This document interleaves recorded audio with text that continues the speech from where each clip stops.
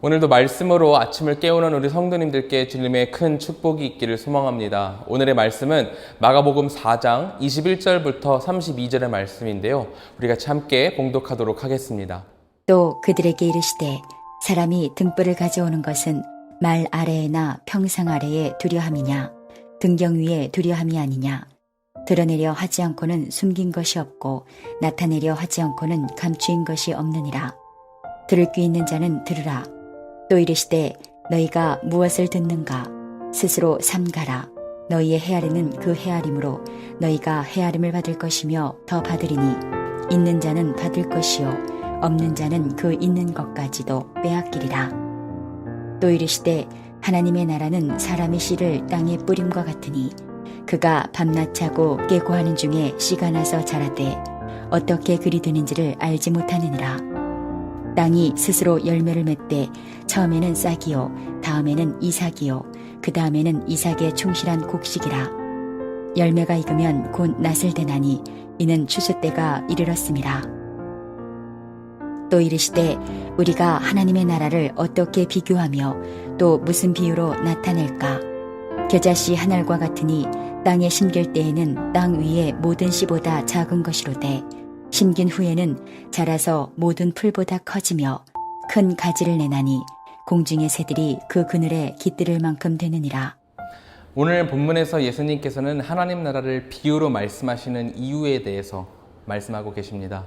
21절에서는 등불로 또 비유를 해서 이야기를 하시는데요. 등불을 기껏 켜놓고서는 안 보이게 말 아래나 평상 아래에 두면은 빛을 충분히 낼 수 없어서 어리석은 일이 될 겁니다. 어느 건물을 가던 천장에 형광등을 달듯이 등불을 켰으면 등경 위에 둬서 온 방을 밝히도록 하는 게 당연한 일이고 그것이 등불을 켜는 목적이 될 것입니다. 그런 것처럼 예수님이 비유로 하나님 나라를 전파하시는 것의 첫 번째 목적은 많은 사람들에게 전하기 위함이라고 말씀하고 계십니다. 등불을 켜는 이유, 그런 비유의 이런 최종 목적은 진리를 감추는 데 있는 것이 아니라 드러내게 하는 데에 있는 것이죠. 그렇다면 예수님이 온 나라에 드러내게 하기 위해서 하신 비유를 모두가 듣고 받아들여야 되는데 왜 모든 사람들이 들었음에도 불구하고 진리를 받아들이지 못하는 걸까요? 예수님은 24절을 통해서 이렇게 말씀하십니다. 또 이르시되 너희는 무엇을 듣는가 스스로 삼가라.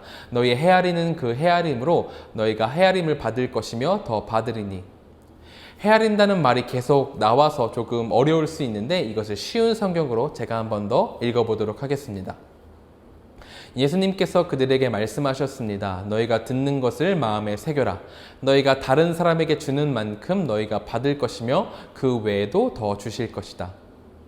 24절을 앞뒤 문맥을 제외하고 해석하면은 인과응보라는 네 글자로 해석할 수 있을 겁니다. 너가 바른 것을 행하면 바른 것을 돌려받을 것이요. 너가 나쁜 것을 행하면 나쁜 것을 돌려받을 것이다라는 이 인과응보라고 해석할 수 있겠죠. 하지만 오늘 본문의 해석은 그렇게 단순하게 도덕적인 것만을 나타내지는 않습니다.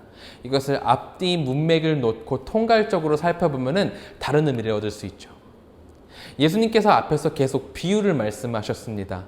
예수님께서 비유로 가르치는 것에 대한 이유를 설명하고 계셨어요. 그러므로 24절은 단순히 도덕적인 인과응보를 이야기하는 것이 아님을 감안하고 해석해야 합니다. 비유를 목적으로 하고 있다는 것을 감안해서 봐야 한다는 거죠. 24절은 내가 행한 대로 받는다가 아니라 구한 대로 받는다라고 해석해야 합니다.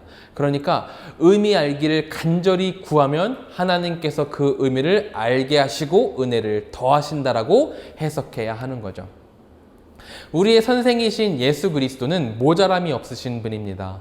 우리가 배워야 할 진리 그 자체이시며 비유를 통해서 쉽게 이야기해 주시는 분이세요. 이렇게 완벽하게 가르치시는 분임에도 불구하고 예수님의 비유의 의미를 깨닫지 못하는 자들이 있다는 겁니다. 이것은 무엇을 의미를 할까요? 문제가 예수님에게 있는 것이 아니라 바로 사람에게 있다는 겁니다.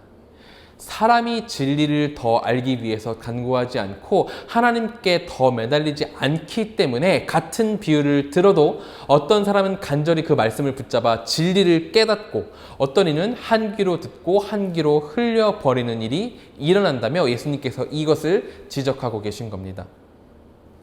말씀으로 아침을 깨우는 지금 이 시간 우리 한가람 성도님들께 이런 간절함이 함께하길 소망합니다.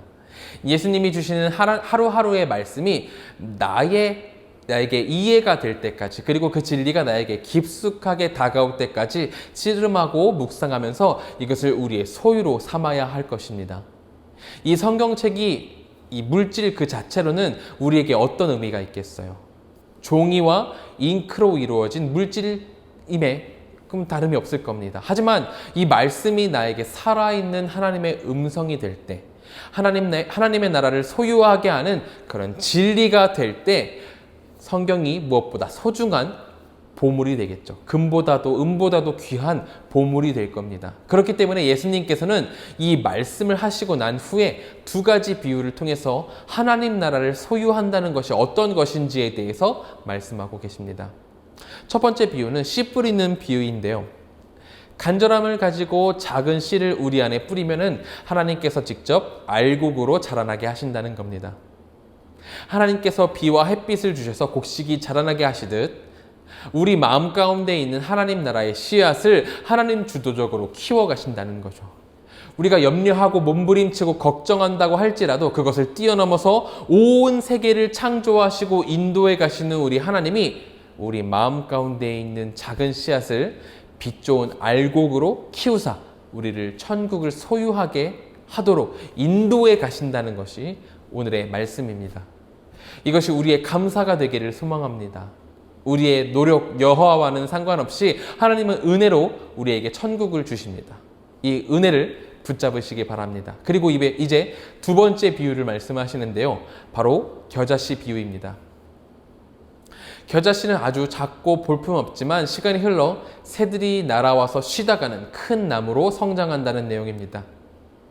겨자씨가 심기면 이게 심겼나 아니면 싹이 났나 싶을 정도로 사람들이 알지 못하다가 최후에 흔들리지 않는 뿌리 깊은 나무로 자라난다는 거죠.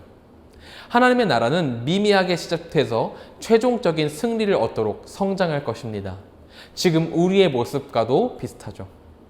우리 기독교인은 수가 적고 경멸의 대상이며 박해를 받기도 합니다. 지금 우리에게 아무런 보상이 없는 것 같고 굉장히 소모적인 일을 하고 있는 것은 아닌가 좌절감이 들 때도 있습니다. 하지만 하나님께서는 우리가 가진 이 작은 겨자씨를 큰 나무로 키워내 가실 겁니다. 그렇기에 미래의 상급을 기대하며 소망을 품고 나아가는 우리가 되기를 원합니다. 지금은 작고 볼품없지만 끝까지 믿음을 붙잡는다면 하나님께서는 결코 외면하지 않으시고 우리에게 천국을 주실 것입니다. 오늘 이 아침 천국을 소유한 사람으로 인도하신 우리 주 하나님을 찬양하길 소망합니다. 기뻐하십시오. 말씀을 읽고 소유하는 우리에게 하나님께서 끝내 큰 상급을 내리실 겁니다. 이 기쁨으로 하루를 힘차게 시작하시기 바랍니다. 기도하겠습니다. 우리 이 시간 몇 가지 기도 제목을 가지고 함께 기도하길 원합니다.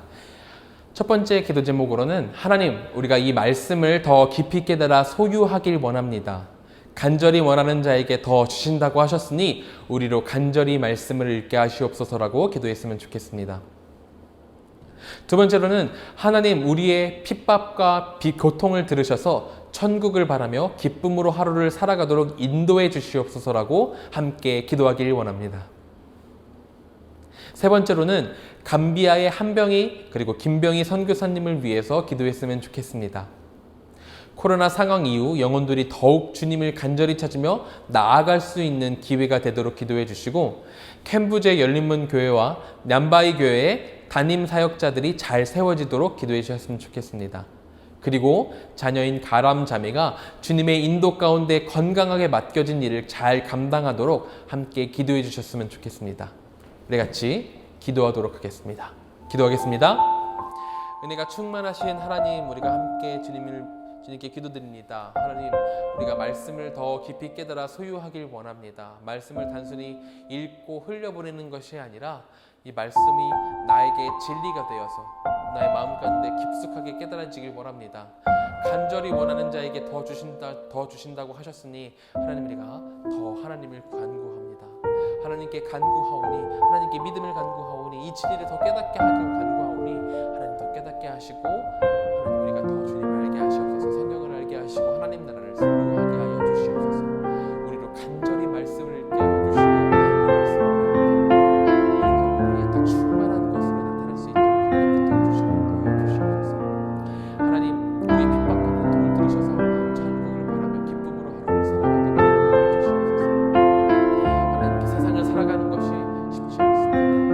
우리 개인적인 사연들이 있고, 또한 사회에서 말하는 그런 어려움들이 있습니다. 사회에서 우리 교회를 핍박하는 그런 고통들이 있고 어려움들이 있습니다. 이 모든 것 가운데에서 주님께서 우리에게 천국을 바라게 하시고, 이 천국을 바라는 기쁨으로 우리가 버텨나가며 살아갈 수 있도록 하나님의 뜻을 붙들어 주시옵소서. 우리가 하나님 나라를 간절히 구합니다. 하나님 나라를 소유한 자로서 이 세상의 고통을 잊고 하나님 나라의 상급을 바라면서 기쁨으로 나아갈 수 있도록 하나님 도와주시고 붙들어 주시옵소서. 주여, 그렇게 되길 원합니다. 하나님, 우리가 하나님 나라의 상급을 간절히 바라며 기쁨으로 나아가길 원합니다. 하나님 도와주시고 붙들어 주시옵소서. 그리고 한 명의 선교사님과 김현희 선교사님을 위해서 기도합니다. 하나님, 코로나 상황 이후 병원들이 더욱 주님을 간절히 찾으면서 나아가길 원합니다. 코로나 때문에 사람들이 교회에 나오지 못하고 교회에 대한 간절함을 잃고 있습니다. 하나님 인도하셔서 감기와의 상황이 빠르게 호전될 수 있도록 하나님 붙들어 주시고 인도하여 주시옵소서. 그리고 캠프지 열린문교회와 남바이 교회에 담임 사역자가 없습니다. 하나님 인도하셔서 담임 사역자들이 잘 세워져서 주님의 사람들로 잘 세워져서 주님의 일을 감당할 수 있도록 하나님 붙들어 주시고 인도하여 주시옵소서. 그리고 한 명의 선교사님과 김현희 선교사님의 가람 자매가 있습니다.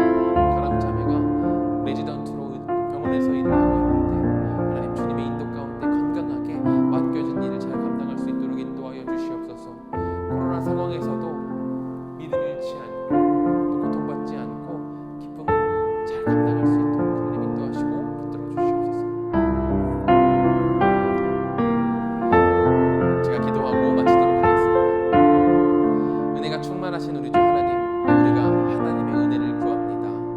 하나님, 하나님의 말씀을 더 알기 원하는 자에게, 간절히 구하는 자에게 더 주신다고 하셨으니 우리가 매일 아침 말씀을 묵상하고 읽을 때에 하나님 우리에게 더 큰 진리를. 제가 기도함으로 아침 묵상을 마치도록 하겠습니다. 기도하겠습니다.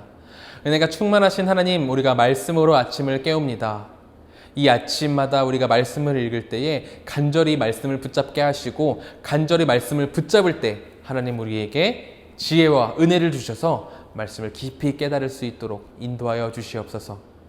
이제 성도님들 각자 사회로, 학교로, 여러 군데로 각자 삶을 통해서 나아갑니다.